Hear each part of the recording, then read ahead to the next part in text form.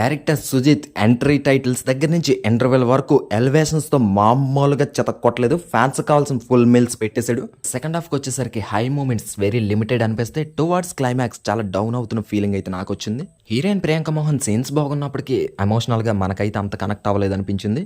అలాగే Imran Hashmi character teasers లో ఇచ్చిన హై అయితే మూవీలో అస్సలు లేదండి.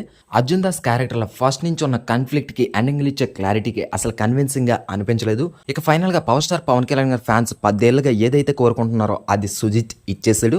పవర్ స్టార్ ని చాలా స్టైలిష్ గా కన్విన్సింగ్ గా బాగానే ప్రెజెంట్ చేసాడు. కొన్ని సీన్స్ లో ఆడ్ అనిపించినప్పటికీ దాన్ని మనం ఎక్స్క్లూడ్ చేయొచ్చు. రవికే చంద్రన్ సినిమాటోగ్రఫీ నీట్ గా వచ్చింది.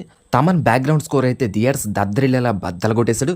కాకపోతే ఆల్రెడీ మనకు రిలీజ్ చేసిన సాంగ్స్ ఏవైతే ఉన్నాయో వాటిని మాత్రం ఉపయోగించడం కొత్తగా ఏమీ లేదు. పవర్ స్టార్ కి మంచి ఎలివేషన్స్ పడ్డాయి కాబట్టి ఫ్యాన్స్ విషయంలో సుజిత్ డైరెక్షన్ చాలా అద్భుతం అనిపించవచ్చు. కాకపోతే స్టోరీ విషయంలో ఇంకొన్ని జాగ్రత్తలు తీసుకుని ఉంటే ఇంకా బాగుండేది.